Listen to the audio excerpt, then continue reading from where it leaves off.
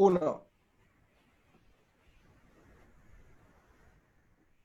Iniciamos la transmisión del día de hoy, amigas y amigos, con mucha tristeza en nuestro corazón, porque como país estamos nuevamente envueltos en una vergüenza. La vergüenza de que nuestro sistema de justicia haya fallado y que le haya permitido la libertad a quien no puede vivir inserto en la sociedad. Queremos dedicar este programa no solo a Ámbar y a su familia, sino que a cada una de las familias de todas las mujeres que han sido víctimas del femicidio y víctimas del abuso de poder por parte de hombres que no las consideran personas, sino que las cosifican. Lamentamos profundamente tener que comenzar con algo tan triste, un espacio que buscamos que sea de conversación, porque de ahora en adelante se nos acaba el tiempo para prepararnos para ser mejores ciudadanos, para ser ciudadanos informados, para estar atentos a cada una de las cosas que están pasando, pese a lo difícil que es el día a día, pese a contar con un gobierno al que le cuesta entender lo que quiere la ciudadana y el ciudadano, pese a la dificultad que nos genera esta crisis sanitaria provocada por el COVID y el manejo que ha tenido esta pandemia en nuestro país. Y ahora, lamentablemente, también debemos sumar un conflicto que se viene arrastrando desde hace más de 500 años. Un conflicto en el cual somos todos protagonistas, porque de una o de otra manera necesitamos estar informados para entender de qué manera debemos continuar trabajando como nación, como país, para que podamos lograr objetivos más allá de nuestro interés político, más allá de nuestro interés social, sino que pensado exclusivamente en nuestra república. Amigas y amigos, bienvenidos al Viernes al Toque de hoy aquí en Ciclo Lumpen. Tenemos a una invitada de lujo. Quisiera darle la bienvenida a Verónica Figueroa Huencho. Verónica, muchísimas gracias por acompañarnos. Verónica es profesora asociada del Instituto de Asuntos Públicos. Ella es administradora pública de la Universidad de Chile. Tiene un PhD en Management Science. Es postdoctora del Center for Latin American Studies de la Universidad de Stanford. Estoy hablando mucho en inglés y no me resulta. Y es senadora universitaria en representación de los estudios de los institutos interdisciplinarios de la Universidad de Chile. Ha sido coordinadora de United Nations Global Compact. Vamos a pedirle después a Vero que nos explique un poco cuál ha sido la forma en la cómo se ha desarrollado su vida académica. Es directora de la Escuela de Gobierno entre el 2013 y el 2015, fue consejera presidencial de la CONADI en el año 2010, en el año 2008 hasta el 2017 fue coordinadora de la Comisión de Modernización Curricular de la carrera de Administración Pública de la Universidad de Chile, ha dirigido la comisión que apoyó la creación de la carrera de Administración Pública de la Universidad de O'Higgins como parte de la labor de apadrinamiento que hace la Universidad de Chile en favor de la creación de universidades regionales.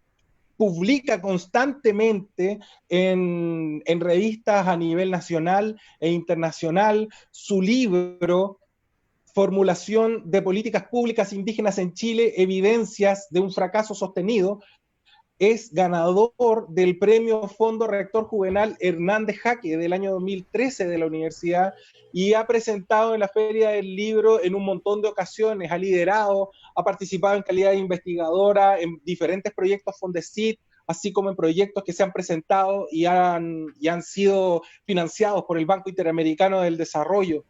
Preside la Comisión contra el Acoso y la Violencia Sexual en la Escuela de Gobierno y Gestión Pública, es miembro de la Comisión Ejecutiva de la Cátedra Indígena de la Flaxo, de la Comisión de Pueblos Indígenas y Afrodescendientes y de la Comisión de Igualdad de Género, ha participado en la comisión que creó la Oficina de Igualdad de Género y la actualización del modelo educativo de la Universidad de Chile durante el año 2018, ha sido tutora de programas PASE y CIPE de la Dirección de Pregrado de la universidad y es miembro docente del programa U Abierta, programa al cual yo también participo porque estoy en varias de las clases, que les recomiendo, por supuesto, a todas las personas que nos están viendo. Verónica, bienvenida, muchísimas gracias y te invito a que nos deleites con una reflexión inicial a partir de cómo ves la actualidad respecto a lo que está ocurriendo lamentablemente en Tirúa, en Cañete y todo lo que hemos visto hasta ahora, hasta el día de hoy en la prensa. Bienvenida, Verónica.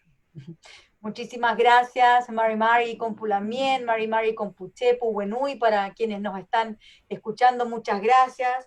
Muchas gracias por la introducción. Yo creo que hoy día cada uno de nosotros, de nosotras, debe colaborar desde sus espacios, desde los espacios que le tocan, donde pueda conversar, visibilizar.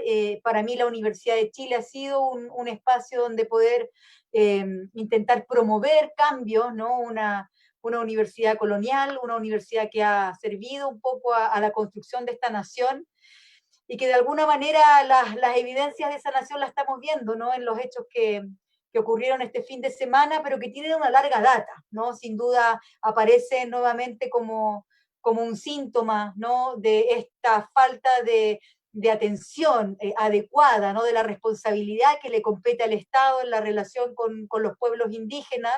Y claro, al igual que sucede con las dolencias, si solamente se atacan los síntomas, es decir, si hay una expresión de manifestaciones y solamente estamos centrándonos en esas expresiones, ¿no? Y en la actuación de carabineros, de las fuerzas de seguridad, no estamos atacando las causas reales que causan esta dolencia y que tiene que ver con que el Estado de Chile continúa siendo un Estado colonial, ¿no? Es un Estado que ha avanzado muy poco en el reconocimiento de derechos, en el cambio en sus estructuras, en sus enfoques de política, ¿no? En la incorporación de nociones de interculturalidad que permitan, ¿no? ir solucionando esta temática de fondo y además una temática que tiene múltiples dimensiones, van apareciendo, ¿no? A medida que vamos viendo cómo evoluciona también, ¿no? Esta relación conflictiva del Estado con los pueblos indígenas, porque no es un conflicto del pueblo mapuche, sino que es un conflicto que el Estado ha mantenido y que ha mostrado nula voluntad. Y claro, cuando no hay Estado, cuando no hay institucionalidad, ocurre además lo que vemos, ¿no? Como la sociedad civil, en ausencia de ese Estado, comienza a tomarse atribuciones, ¿no? Fuera del contexto del marco de derechos, del respeto de derechos, del marco normativo, del marco de la ley incluso, ¿no? Del marco de la restricción de derechos, como ocurre, por ejemplo, en el toque de queda, y con mensajes, por supuesto, de odio, de división, de racismo, que nos hace pensar que claramente aquí estamos visualizando, ¿no? una problemática muy compleja que si no se atiende puede terminar de la peor manera, ¿no? Que esperemos que eso no suceda. Sí, claro. Bueno, nos acompaña también Caro y Udo. Felipe está en los controles, a quienes los saludo. Muchísimas gracias por darnos la oportunidad en realidad.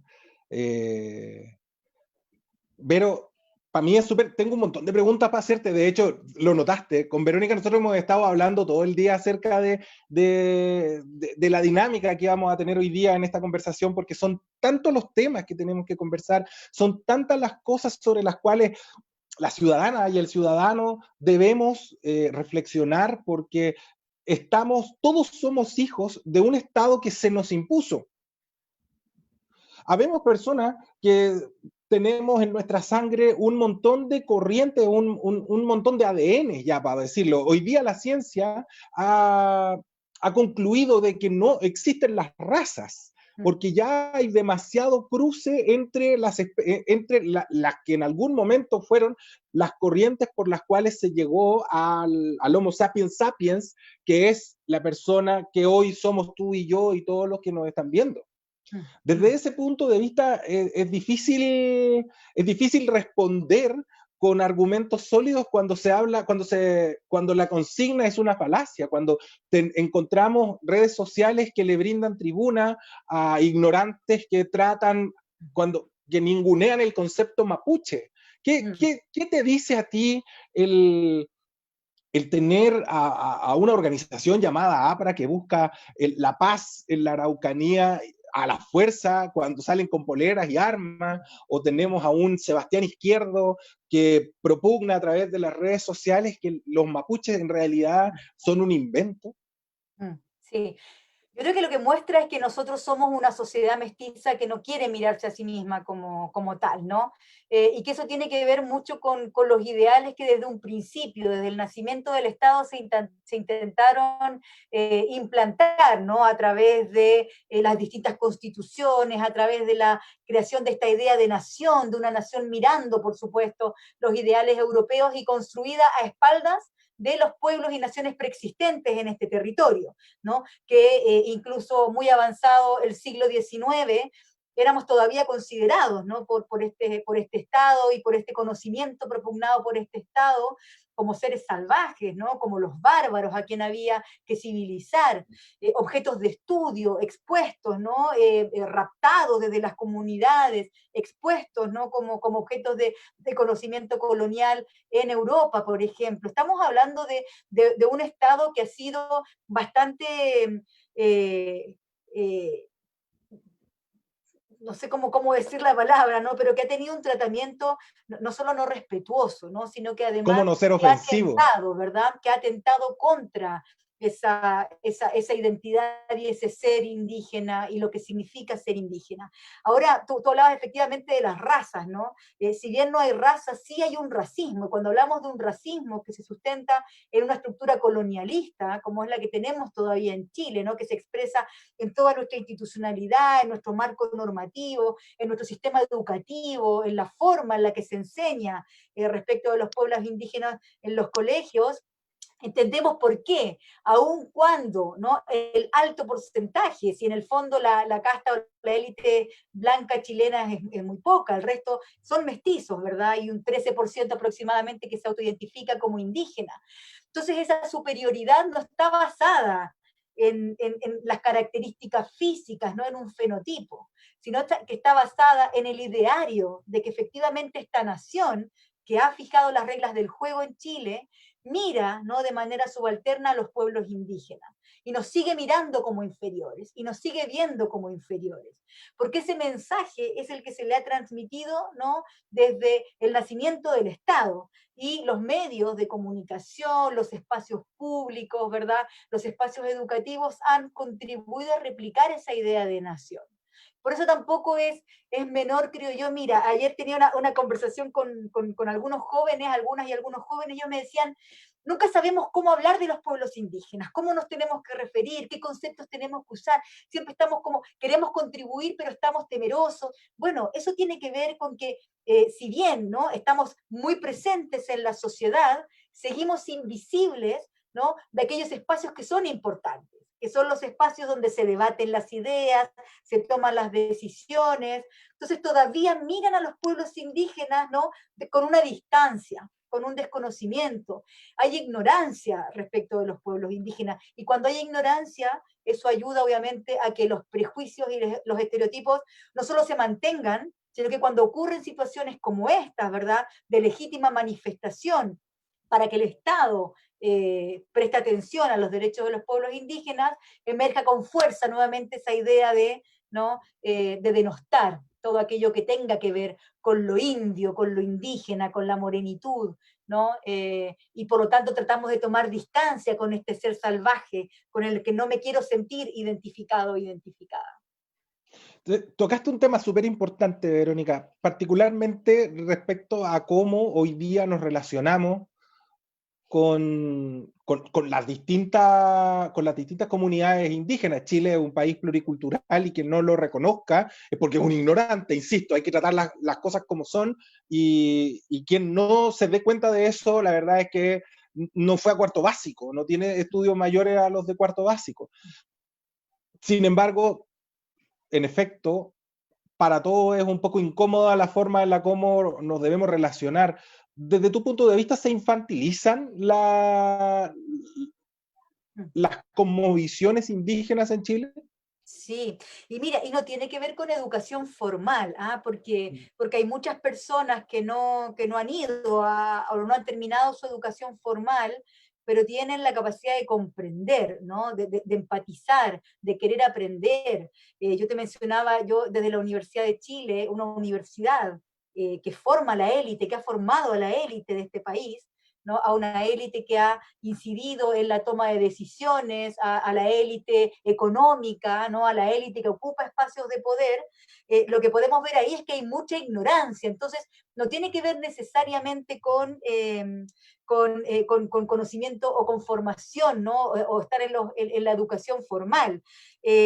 Todavía se habla, ¿no? De mi hijo, mi hija se disfrazó de mapuche para un evento del colegio. Entonces, uno permanentemente a las y los colegas tiene que estar, ¿no? Enseñando, educando, para que exista efectivamente un diálogo intercultural. Y lo que tú señalabas es muy cierto, es decir, esta estructura colonial lo que ha hecho ha sido no solamente invisibilizar a los pueblos indígenas, sino esta condición de ponerlos en un nivel inferior, hace que nos vean como sujetos sin conocimiento. Tenemos folclore, tenemos leyendas, tenemos mitos, pero no tenemos el estándar de conocimiento que tiene el mundo occidental, así nos han calificado. Sin embargo, los pueblos indígenas, bueno, y el pueblo mapuche en particular, tienen conocimiento, tienen un conocimiento ancestral, tienen un conocimiento se desarrolla, se difunde, tiene metodologías propias. Hay un conocimiento incluso que ha servido del que se ha nutrido y del que se ha aprovechado el conocimiento occidental, ¿no? Sin reconocer efectivamente la propiedad, de alguna manera en términos occidentales, la propiedad intelectual de ese conocimiento. Entonces, cuando existe esa mirada, obviamente tú miras, ¿no? De una forma paternalista a este indígena. Y cuando asumes una visión paternalista, tú le tienes que decir qué es lo bueno para ellos, ¿verdad? ¿Qué es lo que les conviene? ¿Qué es lo que les sirve o no? ¿Cómo tienen que sumarse a este modelo de convivencia que fue definido desde un solo lugar, ¿no? Desde quienes tienen la posibilidad de tomar las decisiones. Y por eso yo creo que también es tan complejo el establecer diálogos, un diálogo genuino, porque aún creo que todavía, sobre todo en las élites políticas, cuando van a dialogar, cuando van a negociar con las vocerías, ¿no? En este caso, por ejemplo, del Machi o de los presos políticos que están en huelga de hambre, lo hacen desde una lógica asimétrica, lo hacen desde una lógica paternalista. Vienen con las soluciones prehechas. Por lo tanto, ahí no hay capacidad de diálogo, ¿no? Si alguien cree que puede venir a dar la receta y no está dispuesto o dispuesta a escuchar las alternativas, claro que allí hay paternalismo y poca voluntad de diálogo. Si a eso también nos referimos, sentarse a dialogar, a conversar con el mundo mapuche, no significa, ¿no? Solamente sentarme desde mi perspectiva, significa tener la apertura mental a saber cómo este otro que además desconozco y del que conozco bastante poco, cuáles son sus mecanismos de diálogo, cuáles son sus tiempos, cómo se nutre un diálogo, cómo se nutre la confianza.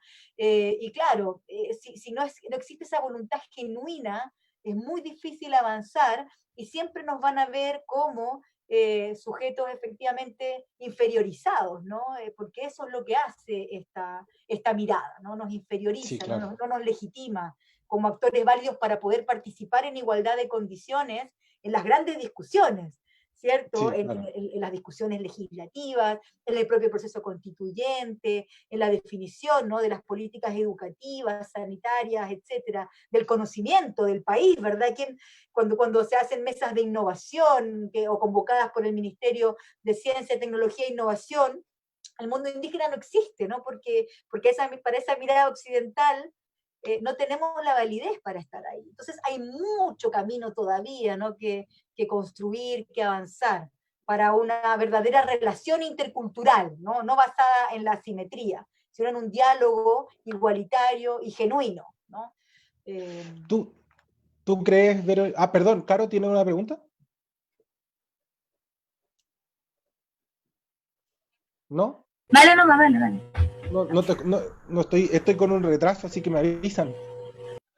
Pero mira, insisto, conversar contigo es súper interesante porque tú eres una mujer de ciencia, una humanista que ha podido internalizar su pasado y sus raíces y vivir a partir de esa internalización, y yo estoy muy agradecido de poder contar contigo hoy día porque creo que personas como tú son las que van a ayudarnos el día de mañana a poder reconstruir este país, no desde las cenizas, porque ese es parte de la caricatura que quiere imponer esta derecha más extrema, más militarizada, más creyente de que las cosas se ordenan desde arriba y no se ordenan entre todos. Pero tú, como una mujer de ciencia, como una académica, como una profesora, como una senadora universitaria, una mujer sumamente respetada tanto en el aula como en la comunidad académica en la que se desarrolla, como a nivel nacional, porque hemos recibido tremendas felicitaciones por contar contigo hoy día. O sea, tenemos la suerte de estar tengo la suerte de poder estar entrevistándote. Desde tu punto de vista, como una académica indigenista, ¿cómo ves el actuar del gobierno respecto a lo que ha ocurrido con el Machi Celestino Córdoba y su privación de libertad y el resto de los presos políticos mapuche que se encuentran actualmente en huelga de hambre en la macrozona sur, como la llama este estado Huinca? Sí. Bueno, lo primero yo creo que, como decía antes, a cada uno, a cada una de nosotras nos toca colaborar desde los espacios en los que podemos incidir, ¿no? Si a mí mi espacio es la universidad, para otros puede ser sobre todo los territorios, ¿no? Las personas que están en resistencia en el territorio. Yo creo que ahí hay que ser muy humilde para poder colaborar de manera efectiva. Todas y todos somos hijas del despojo. Yo creo que eso es lo que nos une. Tenemos o venimos de historias, ¿no? De discriminación, que nos han situado en determinados lugares y que además han incidido fuertemente en nuestra identidad. Por lo tanto, yo creo que hoy día más que nunca tenemos que ser solidarias, solidarios, colaborativos, generar redes de apoyo y sobre todo el poder aunar fuerzas para poder visibilizar estas temáticas en el Estado, que es lo que falta, ¿no? Que es lo más importante. Y ahí efectivamente lo que vemos es esta situación particular del Machi. Como hay mucho desconocimiento, ¿no? El discurso muchas veces que se difunde en las redes es que lo que se está pidiendo es un tratamiento discrecional o un tratamiento con favoritismo para el Machi. Y eso nada más lejos de la realidad. El Machi Celestino Córdoba es una autoridad ancestral, no solamente es una persona que pertenece a un pueblo indígena, sino que además tiene un rol ancestral en su territorio, es una autoridad. Y ese rol de Machi no es algo para lo que él decidió, no es algo que él decidió, sino que es una asignación que se le hace de manera ancestral y que él está obligado a cumplir ese rol. Por eso es que es tan importante la vinculación con su rehue, la vinculación con su territorio, con su comunidad.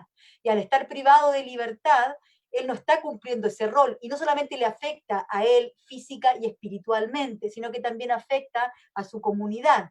Lo complejo es que desde el mundo occidental, ¿cómo vas a medir eso? ¿No? ¿Cómo vas a certificar ese debilitamiento espiritual? ¿Cómo vas a certificar que efectivamente que él no esté en su territorio afecta a su comunidad y al pueblo mapuche en general? Entonces, lo que se está pidiendo, lo que está pidiendo la Defensoría del Machi es que el Estado chileno, tan sencillo, aplique el convenio 169 que ratificó en el año 2008. ¿Sí?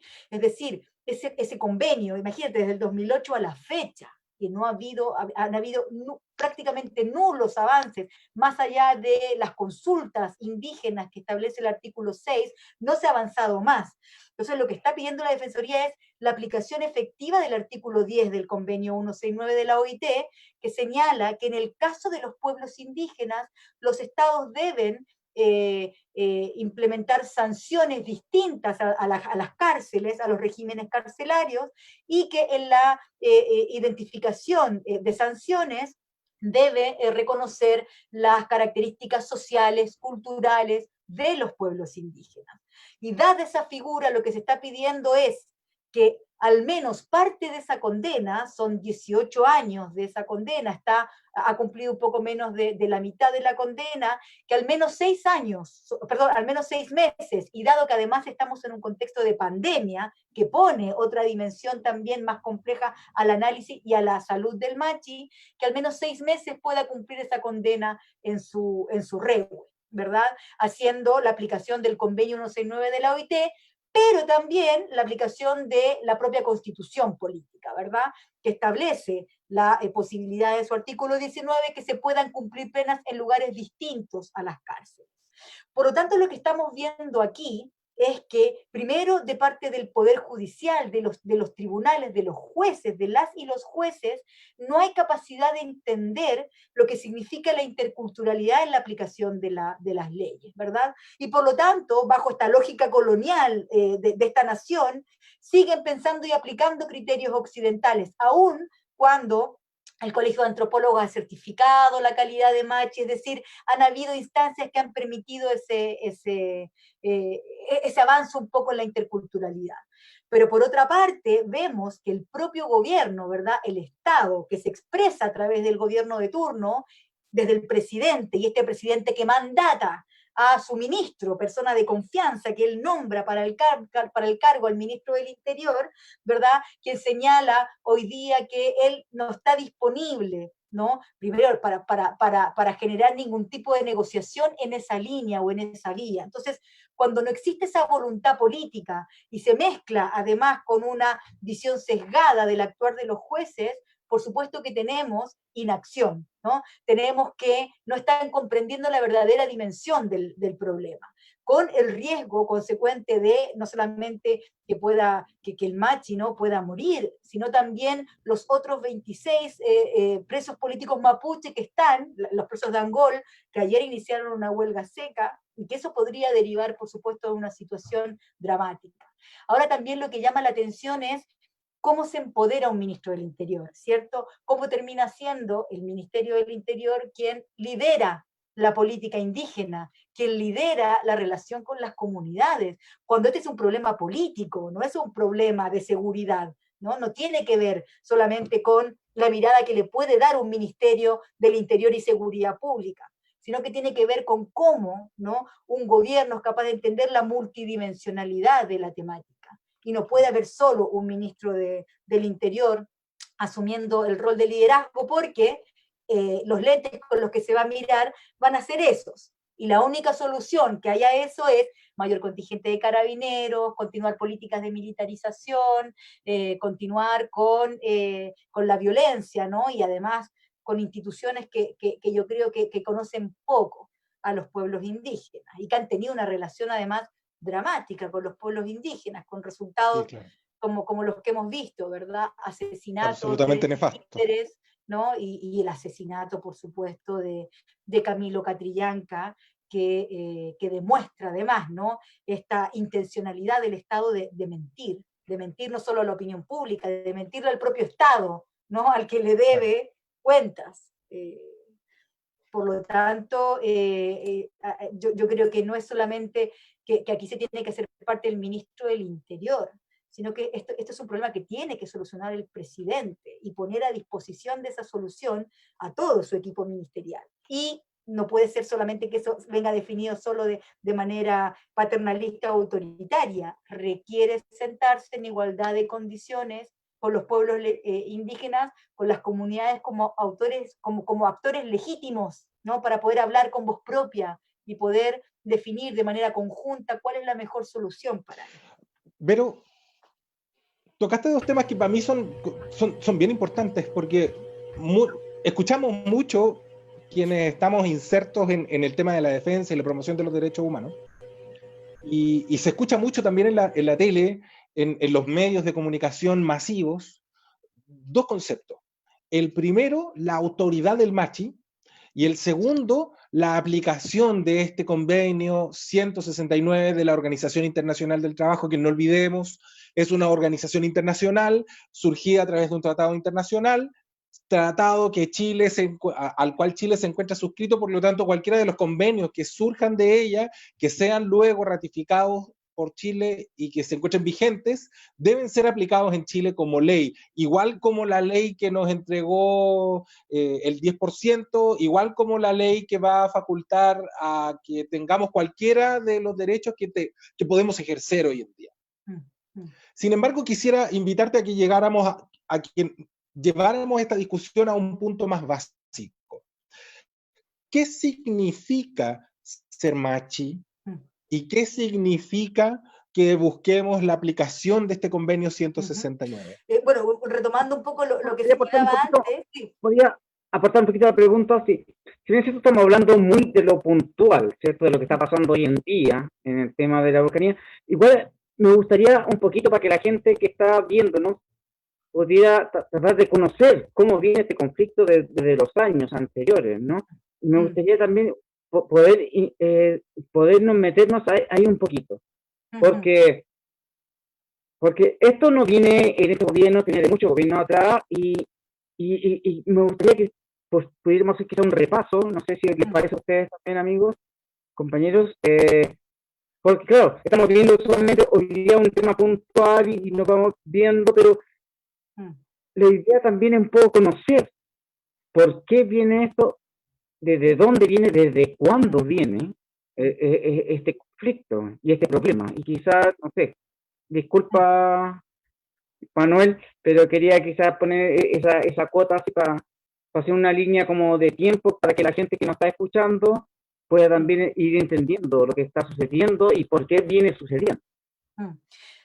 Muy bien, y podemos de hecho cerrarla con esa pregunta, porque en el fondo todo está interrelacionado, ninguno de estos temas pueden ser atendidos, ¿no?, de manera estanca, todos tienen alguna, y uno podría irse, ¿no?, hacia, como decía, hacia el nacimiento del Estado chileno, que se crea a espaldas de los pueblos indígenas y que forma un imaginario respecto de la relación con los pueblos indígenas, basada, como decía, en esa invisibilización, pero a su vez también en mirarlos con, digamos, desde una lógica subalterna, y eso tiene incidencia en que quienes toman las decisiones de política pública cuando están en el gobierno lo hacen también, ¿no?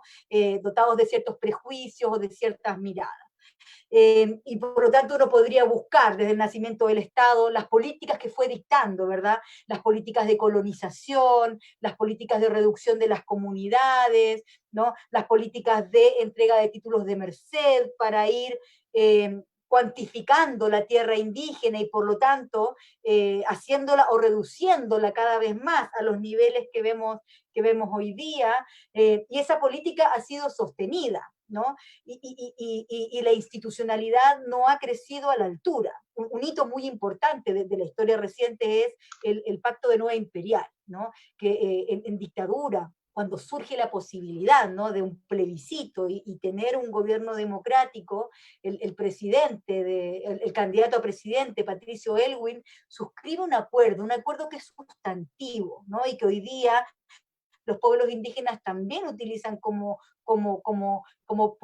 parte de un acuerdo que requiere ser efectivamente cumplido, ¿no? Y él suscribe un acuerdo con los pueblos indígenas que en la posibilidad de que él gane, ¿no?, la presidencia, se va a comprometer a crear una institucionalidad para los pueblos indígenas y a promulgar una ley, a ratificar el convenio 169, a respetar los derechos lingüísticos y culturales y avanzar sobre todo a la solución de las demandas de tierra.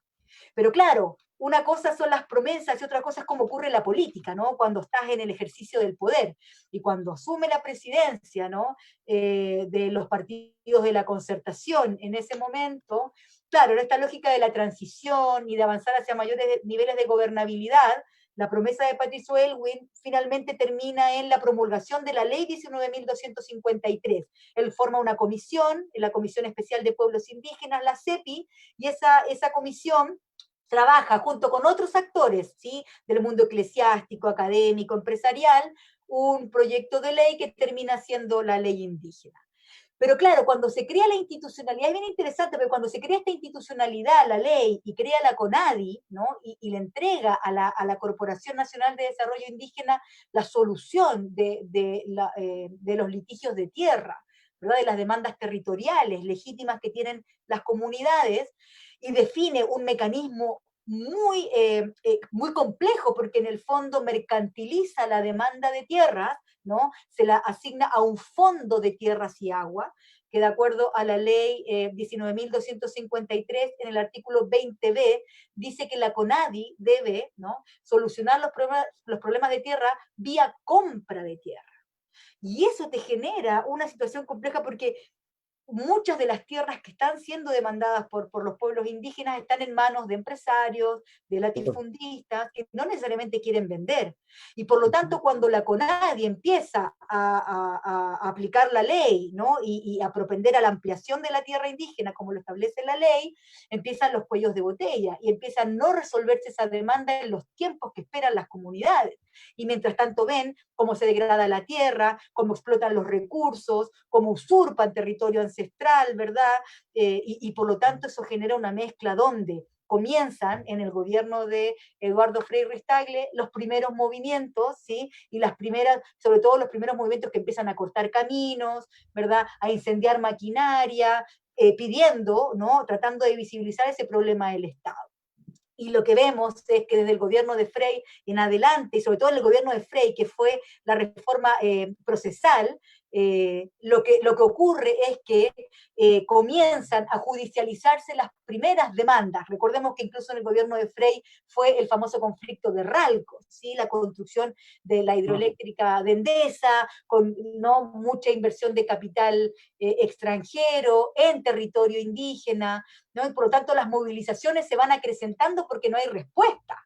Disculpa, en Ralco es cuando, ¿dónde está, en qué parte es Alto cuando Biobío, el cementerio mapuche queda en agua? ¿Es ahí? exactamente, en ¿Ahí? Alto Biobío, Sí. 70 familias pehuenche que van a ser afectadas por la construcción de esta hidroeléctrica, ¿verdad? Que no solamente significa sacarlos, ¿no?, de su territorio ancestral, sino además inundar, ¿verdad?, sitios sagrados como por ejemplo los cementerios. Entonces, desde esa época que vemos, ¿sí?, que no hay una solución a esa problemática, ¿no? Y comienzan estas movilizaciones, estas tomas de fondos, que en el gobierno de Ricardo Lagos terminan con la muerte de Alex Lemun, ¿no? Y a partir de allí, ¿no?, con huelgas de hambre en el gobierno, en el primer gobierno de Michelle Bachelet, nuevamente 2 asesinatos en el gobierno de Michelle Bachelet, Matías Catrileo, Mendoza Collío, y una mayor judicialización y aplicación de leyes especiales como la ley 18.314, la ley antiterrorista, para judicializar esta demanda indígena cuando no hay voluntad política de atender esa demanda.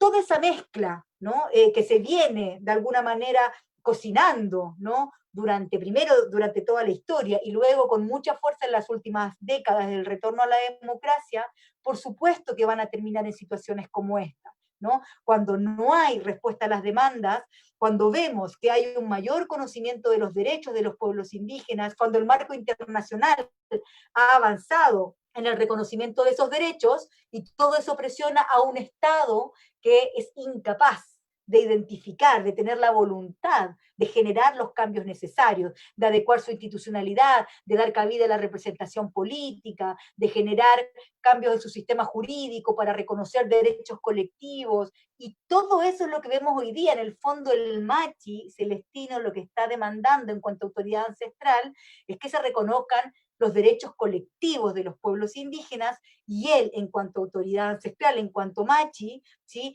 existe una aplicación de la ley de acuerdo al convenio 169. Ni más ni menos que eso. Entonces, no es tan complejo si uno lo piensa. Lo que pasa es que no hay voluntad de avanzar hacia ello. Yo me imagino, ¿verdad?, si me pusieran los zapatos de quienes tienen que decidir, quizás hay temor de lo que pudiera o qué puertas pudieran abrir esos reconocimientos, porque el mundo indígena y las demandas indígenas mapuches están muy cruzadas con intereses económicos, ¿no? Claro. Sobre todo en la región de la Araucanía. Entonces, tomar esa decisión, ¿sí?, de avanzar en el diálogo, de abrir nuevas puertas, de generar precedentes en torno a la interculturalidad y avanzar en el reconocimiento de esa interculturalidad, sin duda, ¿no?, que para muchos gobiernos termina siendo poco atractivo.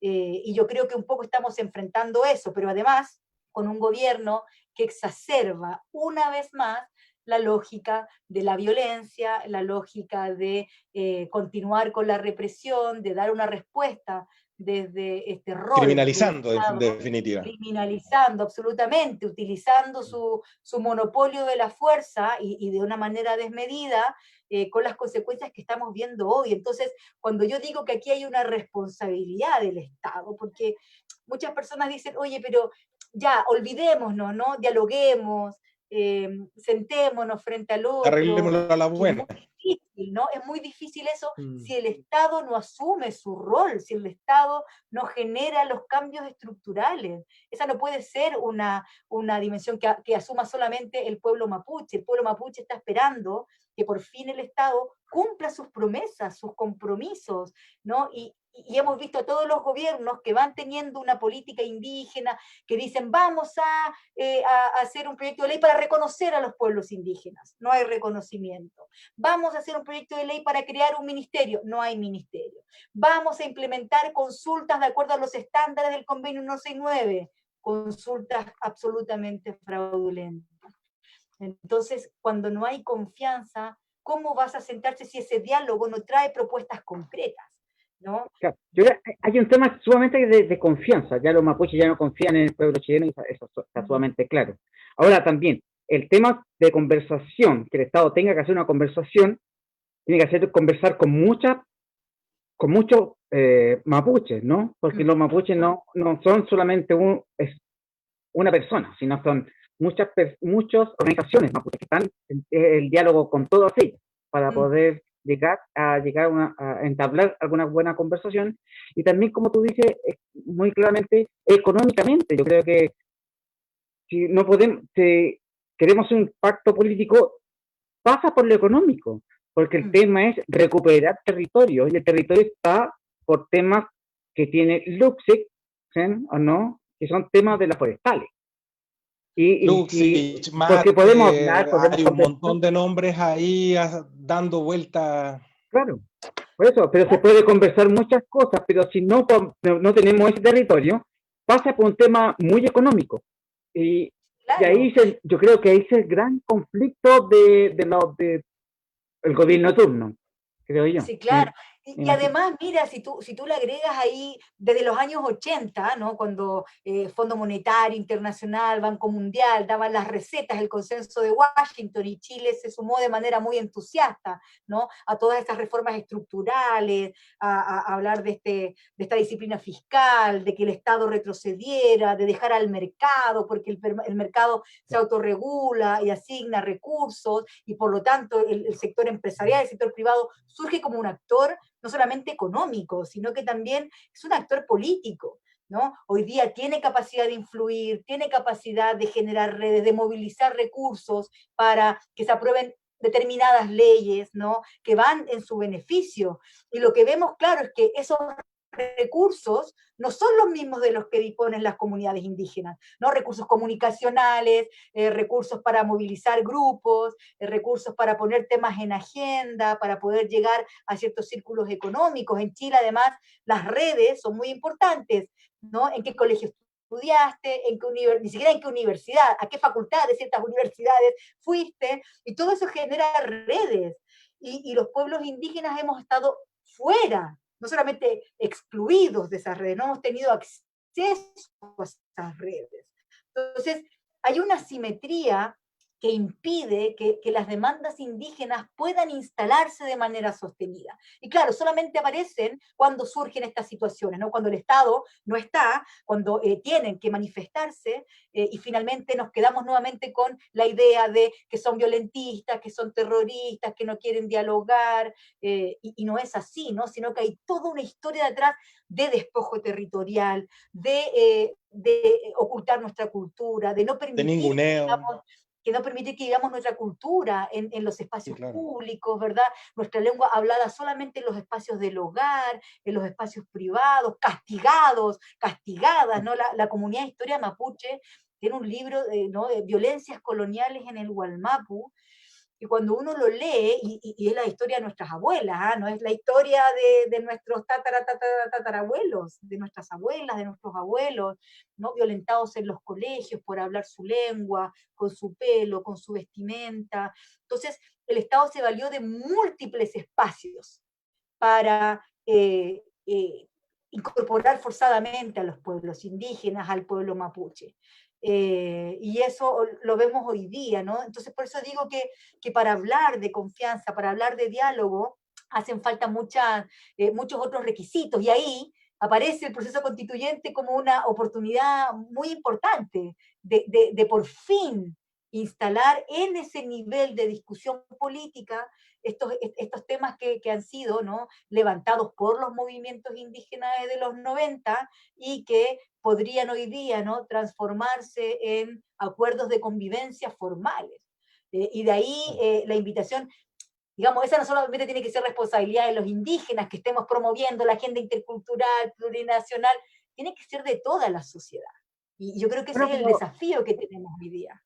sí, pues, hemos visto después del estallido social, justamente las banderas que se ven en las manifestaciones son mapuches y no chilenas, son banderas negras, ¿cierto?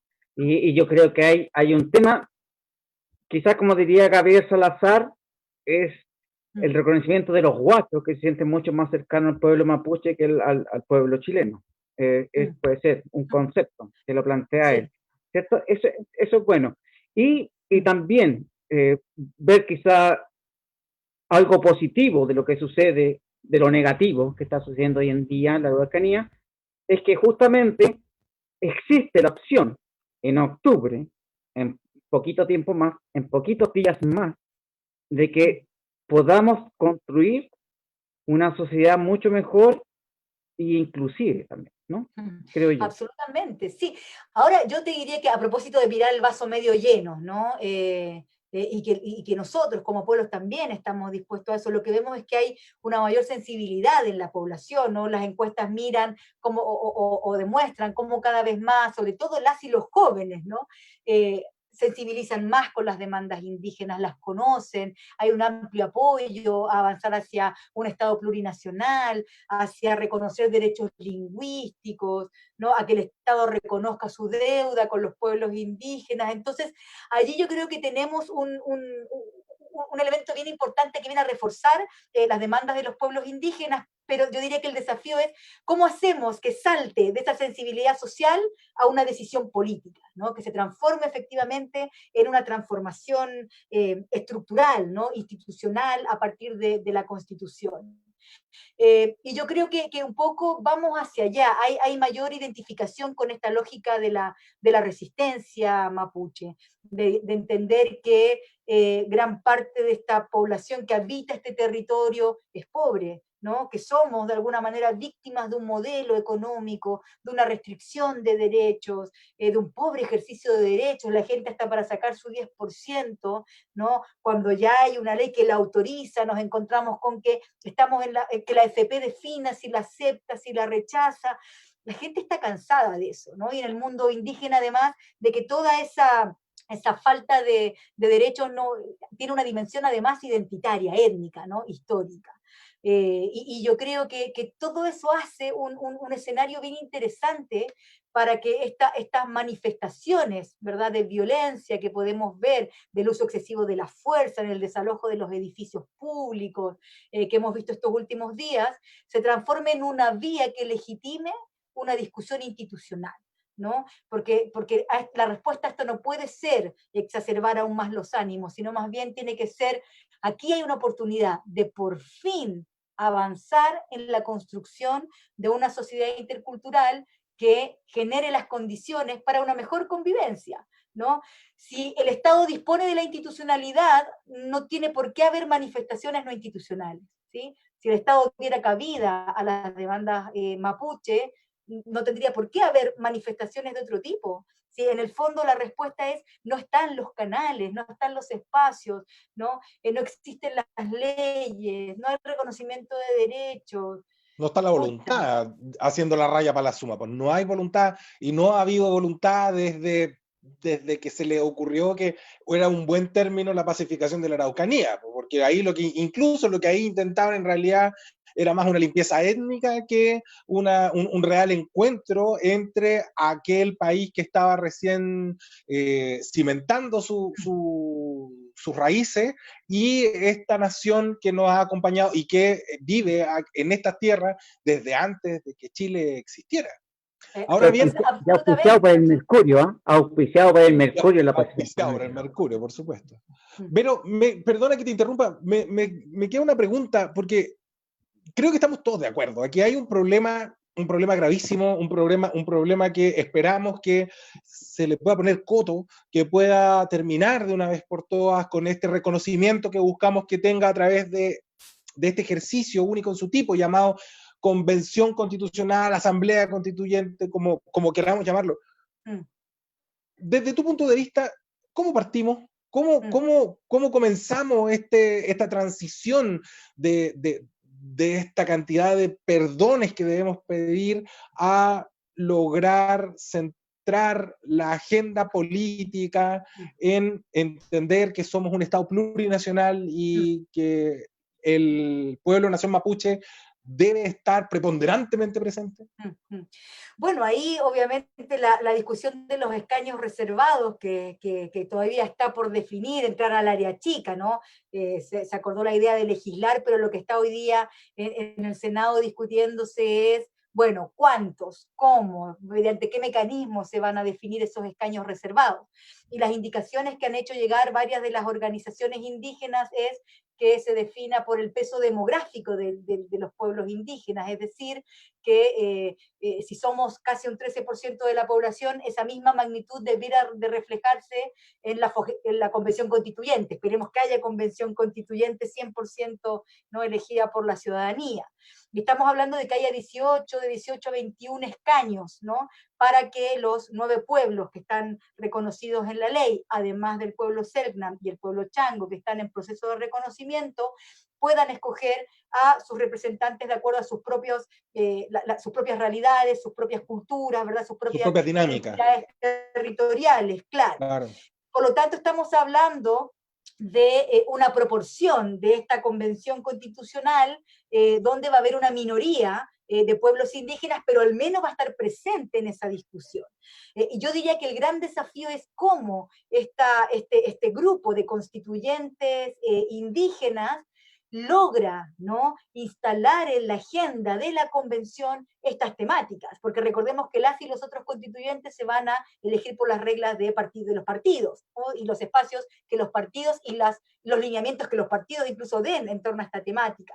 Entonces, yo creo que allí la negociación, la conversación, el diálogo va a ser fundamental para poder, en primer lugar, instalar la demanda de un Estado que se reconozca plurinacional, ¿no? Nuestra Constitución habla de la soberanía del Estado en una nación, sino que pensar, ¿no?, en la soberanía como un grupo, si pensamos que en nuestro modelo actual decimos una nación homogénea, ¿verdad?, cede su soberanía a un Estado para que defina las reglas de convivencia, en este caso, y por lo tanto tenemos un Estado nacional, en este caso sería cómo el conjunto de naciones que componemos este territorio y que enriquecemos este territorio de igual manera, cedemos nuestra soberanía para discutir las temáticas donde todos y todas tengamos la posibilidad, en cuanto a naciones, en cuanto a pueblos, de participar de esa discusión. Entonces, Estado plurinacional fundamental, porque eso genera las bases para definir toda la institucionalidad,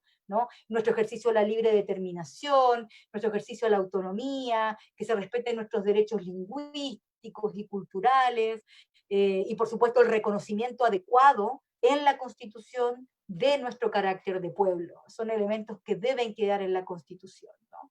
Como digo, no es que nos despertemos con una Constitución y la sociedad cambie de manera automática, pero al menos la Carta Magna, ¿no?, la hoja de ruta, define los lineamientos para saber hacia dónde queremos avanzar. Y deberá ir moviendo la estructura, y eso también es importante de mencionar. Es importante allí el cambio. Habrá que ceder espacios de poder. Si no estamos dispuestos a eso, entonces no hay credibilidad de que sí queremos cambiar, ¿no? Las reglas de convivencia de esta sociedad. Vamos a ver en qué resulta. Hay mucha esperanza en lo que pueda pasar en el proceso constituyente. Sí, por supuesto. Pero, ¿cómo sentiste esa bandera mapuche arriba del monumento a Baquedano, en la ex Plaza Baquedano, resignificada por el pueblo como Plaza de la Dignidad? ¿Qué te pasó a ti en tu corazón cuando viste flameando esa bandera ahí en esa foto icónica de este proceso social que estamos viviendo? Esa foto maravillosa, ¿no? Además, con un fondo Increíble. imponente y tanta gente en un lugar tan simbólico, Icónico ¿no? también, claro. Histórico, simbólico y con tanta carga además, con todo lo que ha sucedido el 18 de octubre. Además, yo vivo muy cerquita de la Plaza de la Dignidad, así que también pude ver un poco todo ese proceso de cerca. Y claro, lo que uno siente es que, como decía antes, muchas y muchos de nosotros somos hijos de ese despojo, de un despojo que no solo fue territorial, también fue identitario, ¿no? Nuestros abuelos y abuelas dejaron de hablar su lengua, se avergonzaron muchas veces de sus orígenes, trataron de pasar desapercibidos, de ser invisibles, esa discriminación que no solo se vivía en las comunidades, con mucha fuerza en las ciudades, en la periferia, cuando venían, ¿verdad? Migraban forzadamente y se incorporaban a sectores precarios de la economía, en Santiago principalmente. Entonces, ver cómo, ¿no? Emerge nuevamente ese simbolismo importante, por supuesto, no es el hecho de la bandera misma, sino lo que está detrás, lo que simboliza esa bandera. Cuando uno leía ¿no? En distintos espacios públicos, palabras en mapudungún, una reutilización de la lengua en los espacios, ¿no? En los espacios públicos, en los espacios comunes, daba una sensación, ¿no? De que efectivamente estábamos viviendo un momento muy importante, un momento que a lo mejor a nuestros abuelos y abuelas les habría gustado poder presenciar, ¿no? Y no, el no avergonzamiento de sus orígenes, sino más bien ver ahí cómo incluso parte de esta sociedad que empatiza, ¿no? Que se refleja en los ideales del mundo mapuche. Si uno piensa que estaba la Buenufoye o la Uñelfe ahí con fuerza ondeando, que empatizan con los ideales del pueblo mapuche y las lógicas de resistencia principalmente, ¿no? Frente a este modelo tan salvaje muchas veces. Bueno, Pedro Cayuqueo decía en algún momento en algún libro, yo recuerdo, que planteaba que había una juventud que había estudiado en universidades y había, porque si nosotros nos tiramos un poquito un tiempo más atrás, mucha gente renegaba de su apellido mapuche y sentía vergüenza de ser mapuche. Y Claro. Pedro Cayuqueo en un libro, creo que no recuerdo cuál era, que planteaba que justamente había mucha gente que estaba estudiando en universidades y cada vez empoderaba más de su tema mapuche y quería más su cultura mapuche. Y yo creo que también eso se ve reflejado con el 18 de octubre. Sí. Y también, insisto, quiero hacer en esto porque los guachos que no son mapuches, que no son chilenos, son todos los demás, como nosotros somos, ¿cierto? Nos sentimos más, con más contacto con los mapuches que con los chilenos. Y también sí. Eso también me parece que es muy importante en toda esta revolución. Y sobre todo porque también es una pelea permanente con los estereotipos que te venden, ¿no? En los medios de comunicación, lo que significa la belleza, lo que significa a qué tú quieres aspirar, ¿no? Que generalmente tiene que ver con los logros materiales. Sin embargo, el identificarte con lo mapuche, ¿no? Tiene que ver con recobrar el orgullo de la morenitud, el orgullo de la ancestralidad, el orgullo, como decía, ¿no? De los valores y principios propios del serché, ¿no? Del ser gente, de ese camino que se recorre para poder ser che. Y yo creo que allí hay, como te decía, un proceso de esta juventud que es bien interesante, el intentar identificarse con aquello que históricamente, con lo que históricamente no se quería identificar esta sociedad. Donde tú leías los libros de historia, claro, y los ejemplos eran generalmente no el indígena agachado, el soldado, el conquistador, ¿no? Como el héroe, como la figura fuerte, una serie de simbolismos, no había poetisas, poetas, literatos, datos, ¿no? Científicos, científicas indígenas en los libros, por lo tanto borrados, ¿no? De un plumazo que hoy día esta juventud, cada vez más consciente de sus derechos y cada vez, ¿no? con la capacidad de defenderlos frente a este Estado, que se identifique con los mapuches, tiene una potencia tremenda, ¿no? Porque no solamente significa, como decía, el empatizar con una demanda, sino que el ver que su modelo de vida, ¿no? Su modelo o a lo que aspira, es totalmente contrario a aquello a lo que el sistema le ha dicho, ¿no? Que debiera de acercarse para lograr la felicidad. Bueno, sí, Ese proceso es muy interesante. imagínate que mucha gente como yo, en la aula de estudio, nos enseñaba la historia de Villalobos, de Sí. historiador de Sergio Villalobos. Es verdad, pero fue Parte así. de la Universidad de Chile.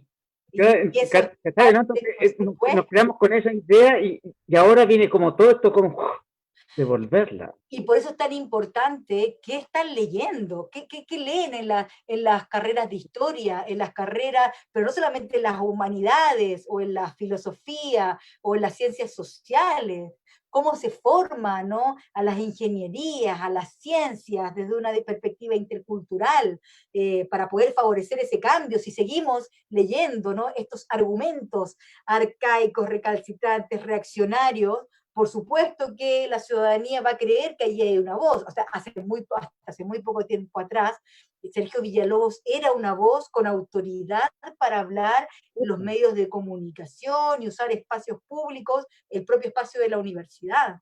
Pero hoy día, claro, lo que estamos haciendo, de hecho en la Universidad de Chile, desde el Senado Universitario en el que yo participo, acabamos de aprobar una política de pueblos indígenas, es decir, la Universidad de Chile por primera vez en su historia tiene una política que se hace cargo de principios que buscan respetar y promover los derechos de los pueblos indígenas, desde el rol público que le compete a la universidad.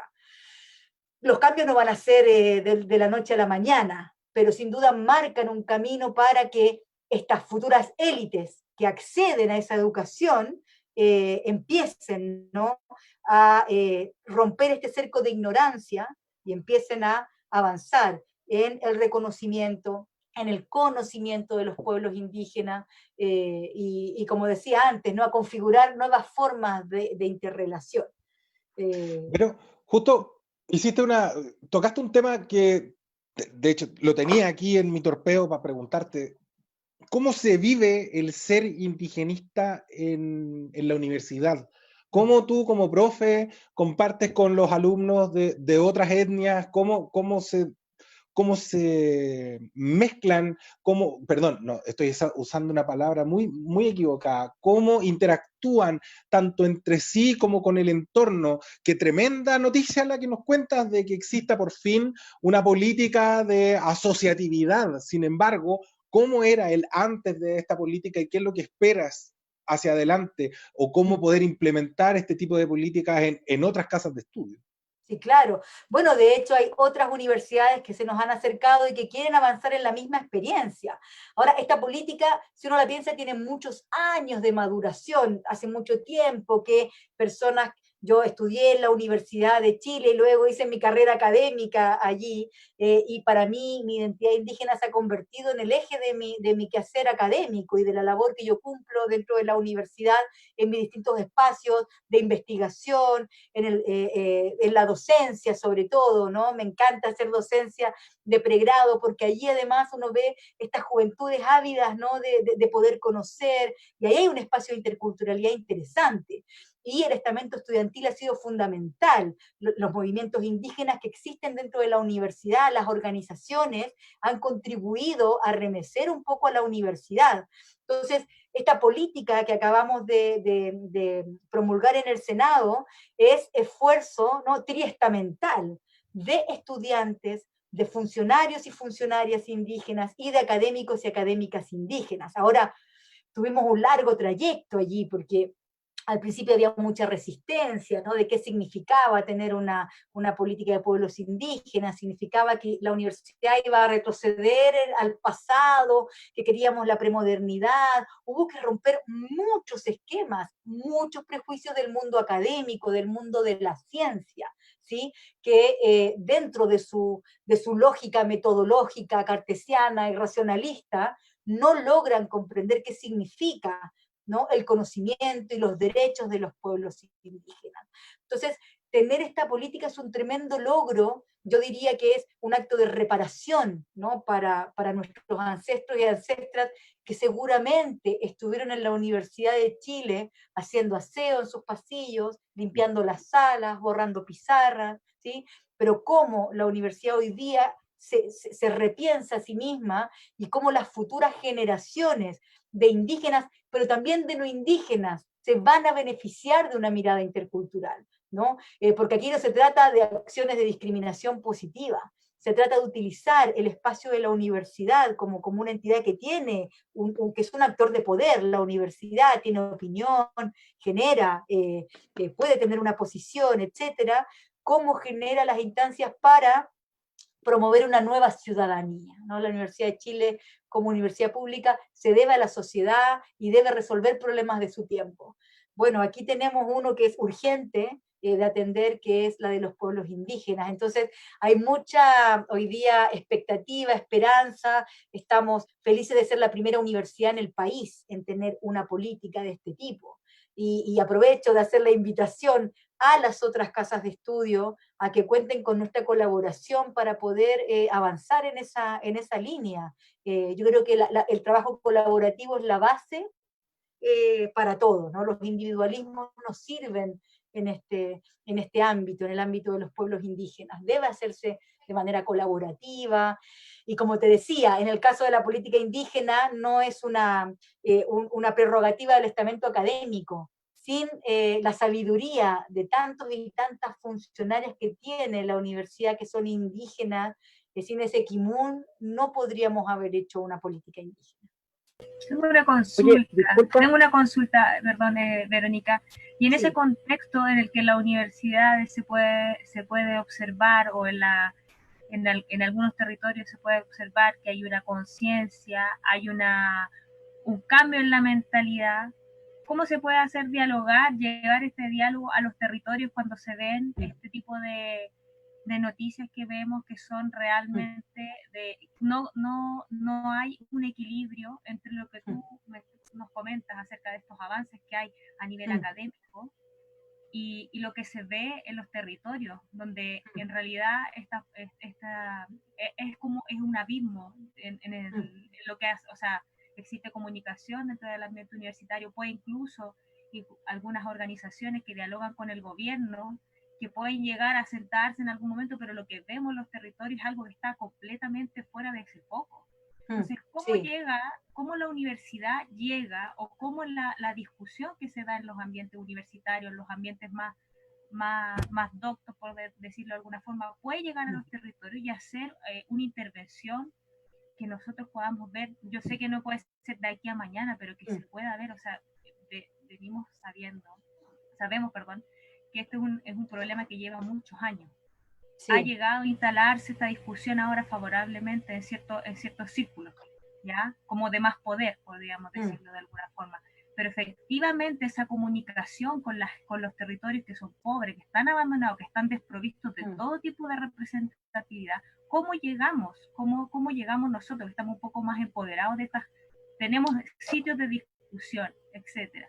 Pero ¿cómo se puede hacer una intervención, presionar de alguna forma para en realidad tratar de influir de alguna forma en que la militarización de la Araucanía, que es algo que nos pesa en la conciencia a todos, yo creo, sea un tema que se acabe? O sea, es algo que es impresionante ver año tras año niños abusados en todo sentido, con sus padres que los detienen de forma, no sé, yo pienso que ¿cómo podemos nosotros como sociedad tratar de, aparte de hacer, no sé, manifestaciones, tratar de influir de alguna forma? Porque realmente es una impotencia tremenda que se siente, no sé, para mí por lo menos por los últimos años ha sido una impotencia tremenda, que ha sido realmente algo que todos los gobiernos, desde que tengo uso de razón, que he visto, con lo que tú contabas, todo lo que ha hecho de recuento. Entonces, yo sé que es importante, pero realmente igual uno siente la impotencia, aún existiendo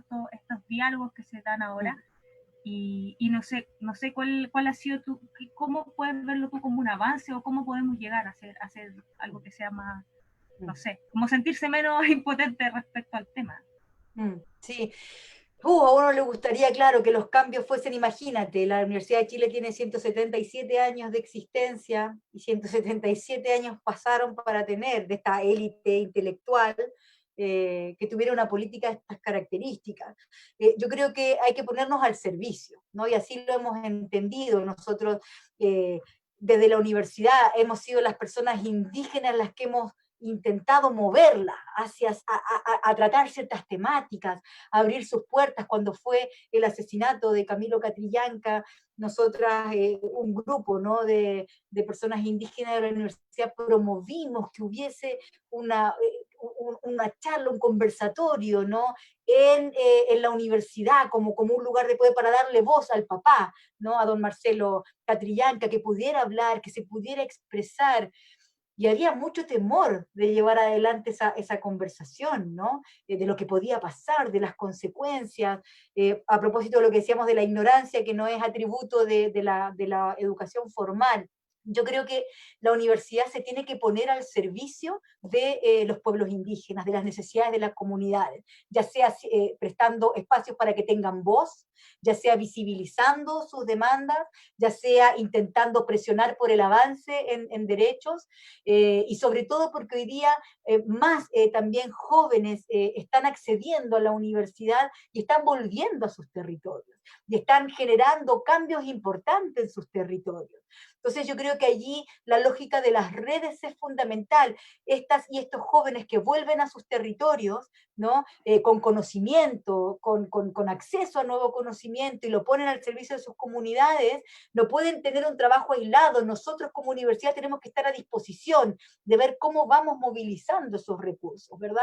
Y como tú decías muy bien, para terminar con esa impotencia, con esa violencia, si no se visibiliza, ¿verdad? Si no se utiliza en estos espacios, esa violencia va a seguir, porque cuando decaiga este tema, que va a ocurrir como ha ocurrido otras tantas veces y no va a haber solución, y vamos a tener nuevamente soluciones parche, y por eso yo digo que la gran esperanza es la reforma constitucional, vamos a volver a encontrarnos con esa violencia permanente, cotidiana, ¿no?, con la que han crecido las comunidades.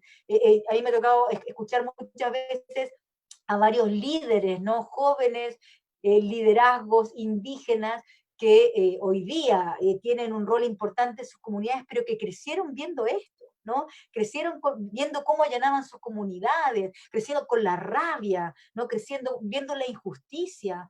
Entonces, Con la estamos hablando represión, las palizas. ¿no? Las bombas lacrimógenas en los colegios, Claro. sin ningún tipo de respeto. Entonces, toda esa violencia que es permanente y que no la muestran los medios, ¿no?, de manera sistemática, sigue existiendo. Y como tú decías muy bien, Caro, genera impotencia, ¿no? Genera impotencia ver que no hay cambios profundos.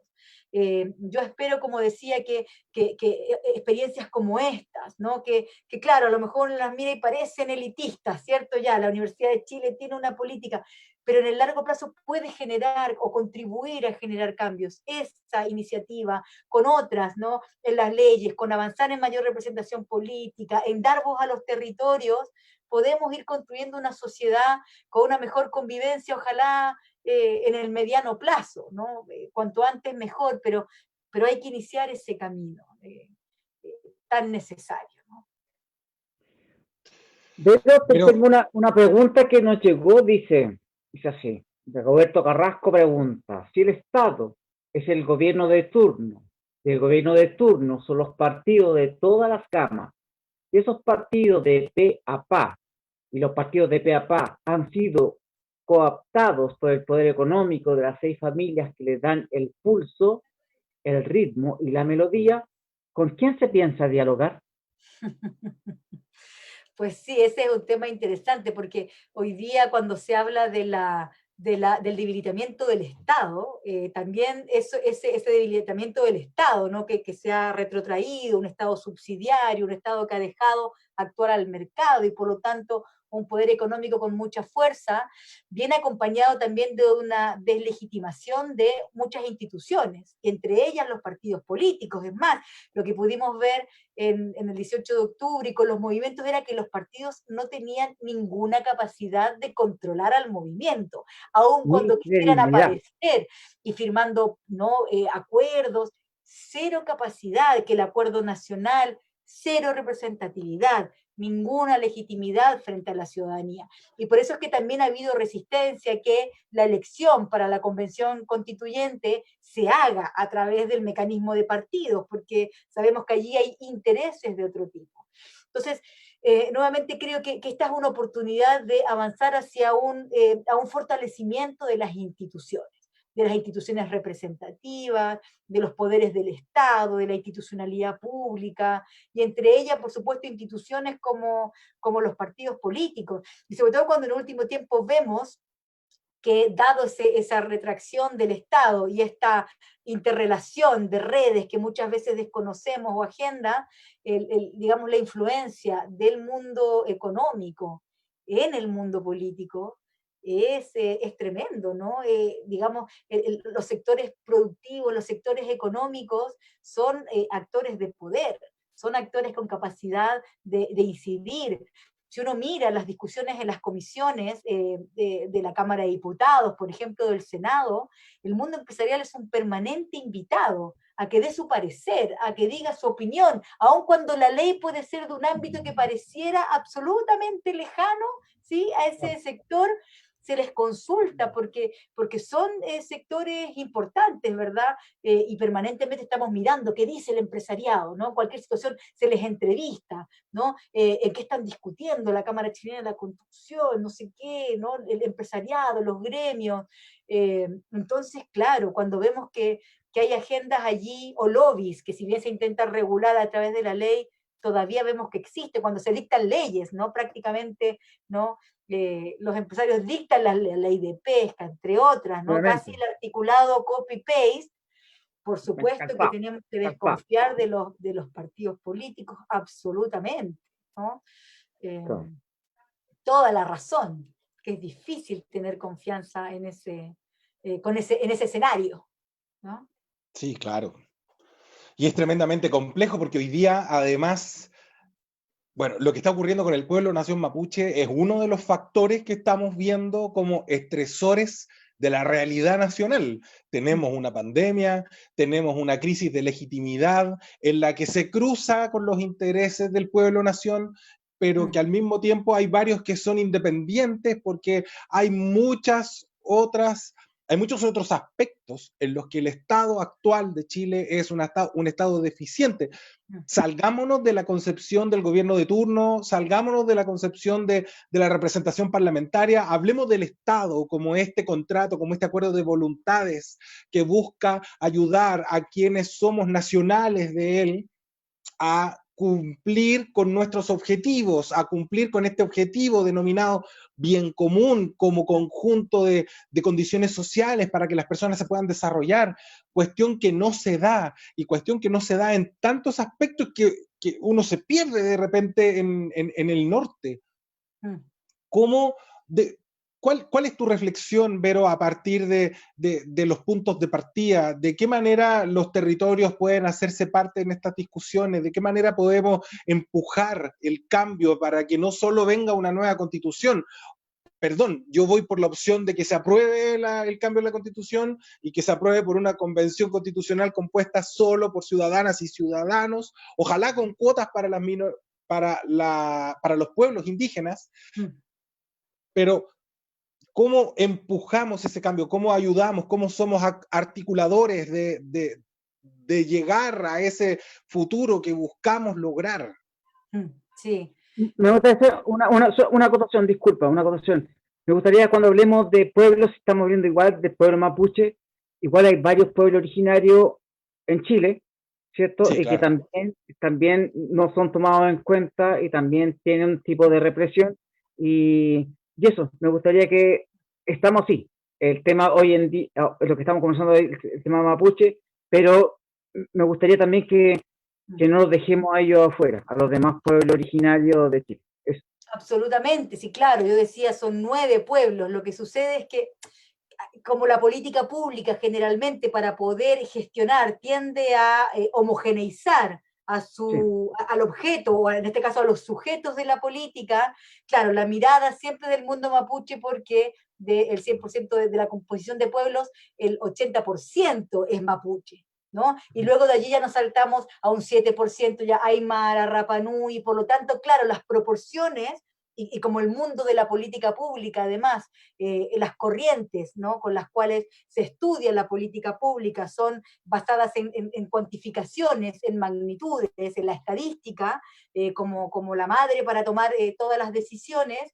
Eso hace que efectivamente se tienda a pensar siempre en el pueblo mapuche como si fuese el único pueblo, y por lo tanto cuando hablamos de la política indígena, lo primero que viene a nuestra cabeza es el pueblo mapuche y sus demandas, pero también, no solamente porque es mayoritario, sino porque su tipo de movilización y su tipo de demandas, ¿no?, tiene expresiones muy distintas a las que han tenido también otros pueblos. Podemos pensar, por supuesto, en el norte, brutal, ¿no?, el rol de las mineras, los niveles de contaminación, la apropiación del agua, ¿no? Y claro, la dispersión territorial muchas veces hace que sea distinto a lo que ocurre en el sur, donde es posible, ¿no?, generar estos tragunes, estos acuerdos, estas reuniones, ¿no?, o agrupar identidades territoriales. Las estrategias de movilización son muy distintas y por lo tanto también son más visibles, y donde atacan también a múltiples intereses económicos, también saltan muy rápido en la agenda, ¿no?, como decía, por las particularidades del pueblo mapuche.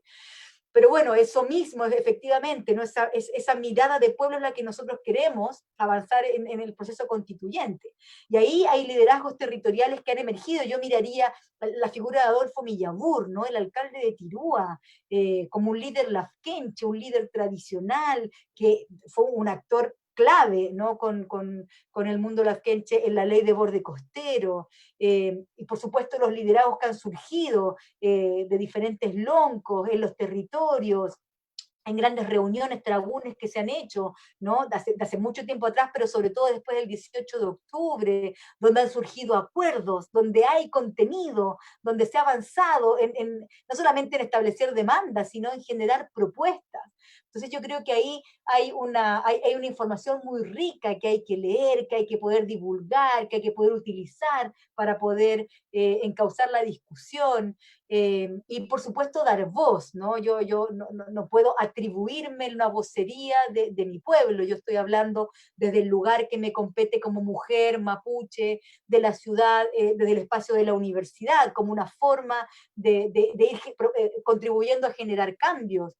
Pero claro, hay muchas y muchos otros que están promoviendo desde sus comunas, desde sus organizaciones, indígenas, de las comunidades, de los territorios, que están discutiendo, haciendo propuestas, reflexionando, y eso es muy rico. Hoy día las redes sociales, la tecnología nos permite el poder compartir cuando sacan declaraciones, poder darles visibilidad, y ese es el rol, como yo decía antes, ponerse a disposición. Eso es lo más importante, ¿no?, ponerse a disposición de esos liderazgos. Bueno, Vero, creo que nos has enriquecido esta noche de viernes con esta conversación. Te agradezco mucho. Creo que hay una tarea gigante, maratónica. Como conversamos también, hay que aprovechar todos los espacios para poder comunicar toda todo lo que tenemos que entregar como ciudadanos para poder modernizar el Estado, para poder pensar en un proyecto país, para no solo pensar en que se viene una nueva constitución, sino que luego se viene una reforma completa al país como lo conocemos. Ya no solo pensar en cuál es el país que queremos, sino que cuál es el país que queremos dejarle a nuestros nietos, a nuestras nietas, de qué manera queremos que nuestro país se involucre con cada una y cada uno de sus ciudadanos. Y creo que esta conversación con una académica estudiosa de nuestras raíces, de nuestra historia, es fundamental para poner los pies en la tierra y saber qué cosas debemos tener en cuenta para efectos de los desafíos que se nos vienen, que cuando los pensamos son un poco abrumantes de repente. No, pero ¿por qué no? ¿Por qué se van a demorar tanto? No debería hacer esto más, no debería ocurrir al tiro, y no, pues no hay varios de estos desafíos que van a darse en el tiempo y que incluso podría ocurrir que muchos de ellos no los conozcamos, y ha sido sumamente lúcida tu aporte a esta conversación, y te lo agradezco mucho porque yo soy nacido, o sea, yo me crié como folclorista en la escuela de don Enrique Molina Leiva, uno de los tesoros humanos vivos que tiene Chile, y él era es un artesano del folclore, y me crié mirando, quiero contar esta historia porque me crié mirando un reloj que hizo él, en donde cada número, no estaba el 1, el 2, hasta el 12, sino que había cada número era una figura de un traje tradicional chileno. Y hoy día creemos que Chile somos los chilenos o los mapuches. Y en eso Hugo dio en el clavo. No solo somos los que lamentablemente tenemos una mezcla y tratamos de definirnos en este intermedio, y tampoco esta nación que desde que han querido darle la baja, ha dado la pelea y nunca se ha logrado pacificar el Arauco, y ojalá que nunca se logre pacificar. No, somos muy diversos.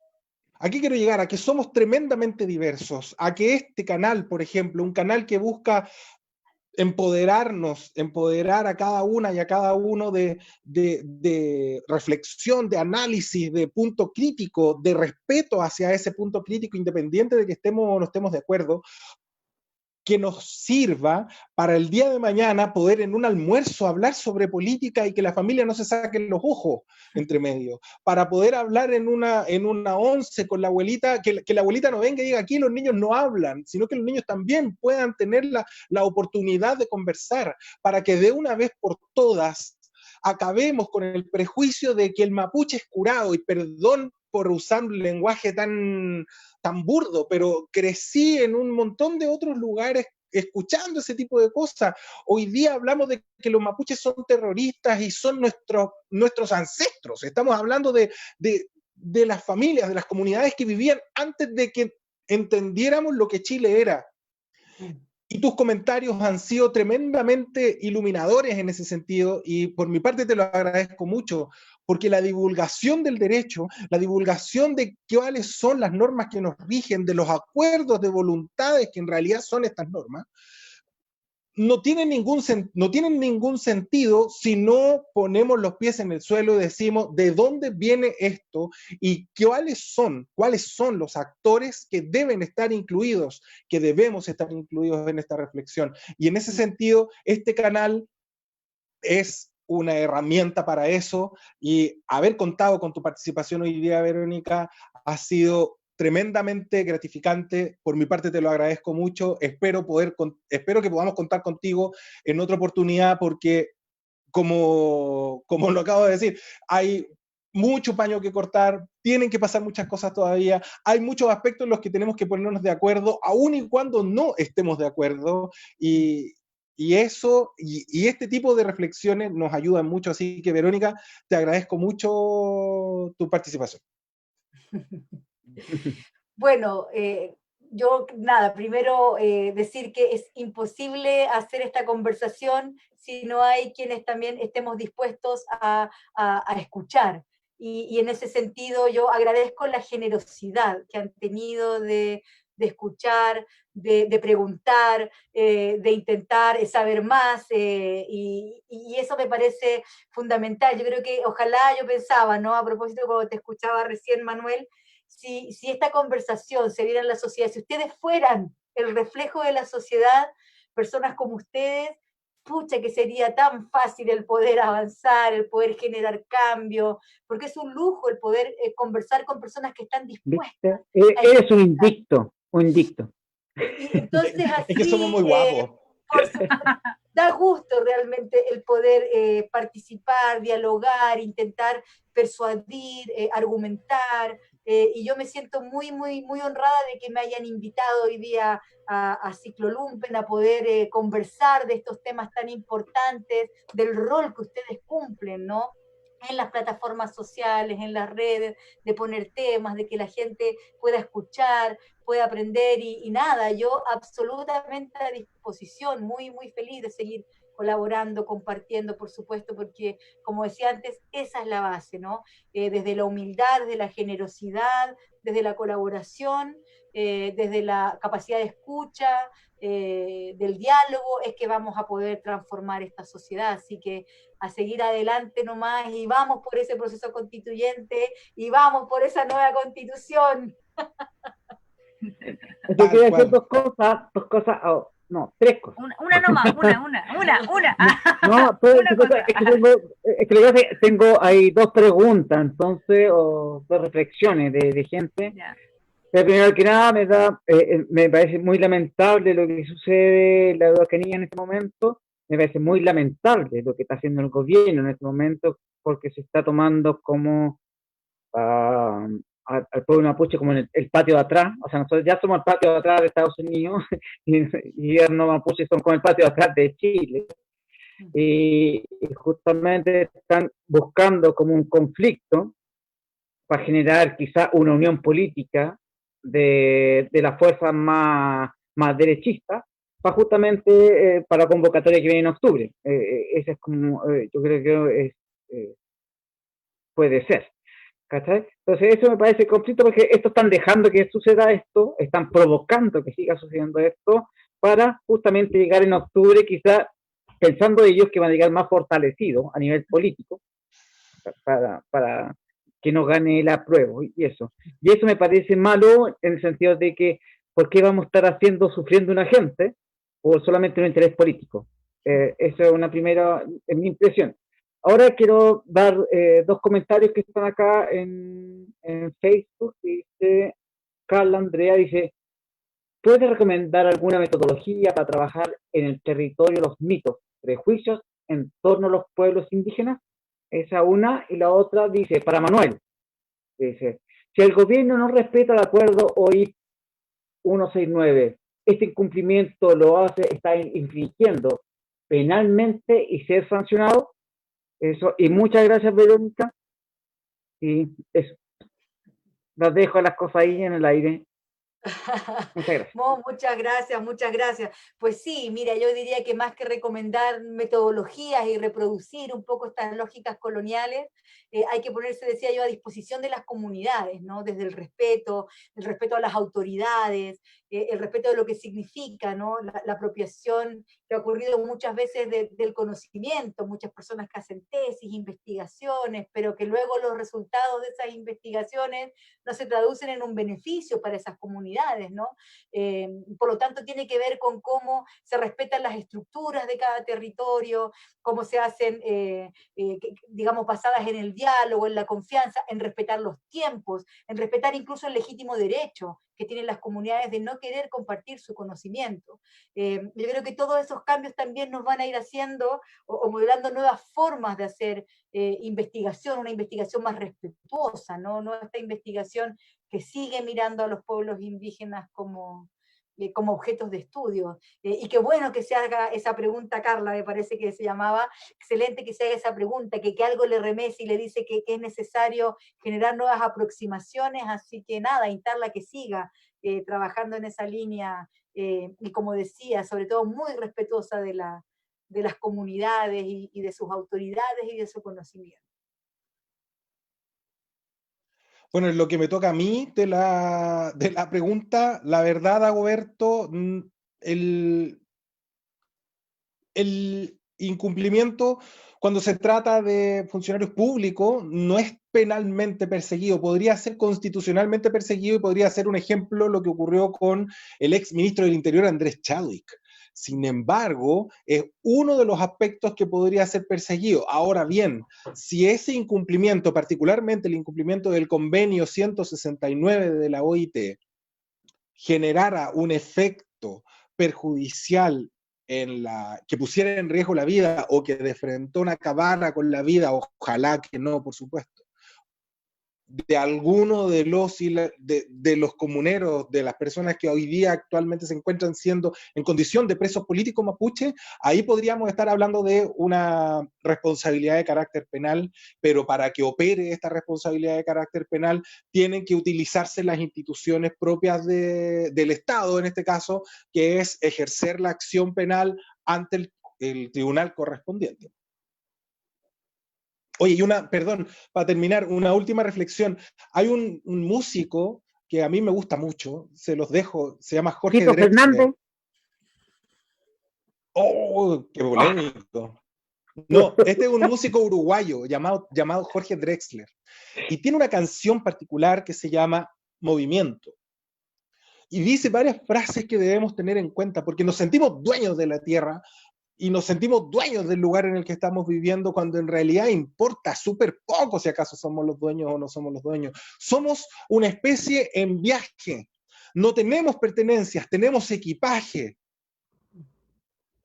Y con eso los invito a repensar esta necesidad de la propiedad privada. Los invito a pensar en esta necesidad de que estén tan reguladas algunas cosas y otras estén a la suerte, y que en realidad son esas cosas que están a la suerte las que hoy día nos llevaron a la crisis en la que estamos. Crisis que viene de un montón de otros aspectos y que es necesario que nos hagamos cargo. No que se haga cargo el político, la política de allá, o el político de acá, o el de arriba, el de abajo, el de la derecha o el de la izquierda. Todas y todos los ciudadanos estamos convocados para refundar Chile, para que no sea solo el cambio en una constitución política y que ahora tengamos una constitución, una ley fundamental más legítima que la ley que surgió en el año 1980, sino que podamos construir un país que no solo se piense de aquí a los 2 o 3 años que va a ser este ejercicio republicano llamado nueva constitución, sino que también sea un ejercicio en el cual podamos pensar en el país que queremos dejarle a las nuevas generaciones, en el país en el cual podamos medir si acaso los derechos que tenemos son efectivamente derechos que estamos ejerciendo y no meras expectativas, no letra muerta. Y somos los ciudadanos los llamados a fiscalizar eso. No es el Congreso, no es la Cámara de Diputados, no es el Senado, no son los políticos, no son las personas que aparecen en la tele, es la ciudadana y el ciudadano común de a pie, el que tiene que levantarse 2 horas antes para llegar a su trabajo, enojado porque tiene que ocupar 4 horas de su día en ir y volver de su trabajo, en el cual no gana la cantidad de dinero suficiente para poder cumplir con sus necesidades. Esa ciudadana y ese ciudadano, a ustedes los invito a que creamos en un nuevo Chile, a que pensemos en un nuevo país, a que tengamos en nuestra cabeza un proyecto y busquemos establecer acuerdos que nos lleven a terminar con este proceso de una manera mucho más armónica, que pensemos en el concepto bien común y que pensemos en esta ley llamada Constitución no como el fin del camino, sino que como el principio. Los invito. Este país no es de los políticos, no es de las personas que lo están haciendo mal, es de todas y de todos. Por lo tanto, siéntanse responsables del resultado y siéntanse cordialmente obligados a participar de él. Muchas gracias. Muy bien, Amulepe. Chantumay, Vero. Chantumay, Pulamien, muchas gracias por la invitación y esta excelente conversación. Así que nada, que les vaya muy bien. Muchas gracias, Verónica. Gracias, Caro. Gracias, Udo. Nos vemos, chicos. Un abrazo, que estén bien. Nos vemos. Muchas gracias por seguirnos. Okay. Eso.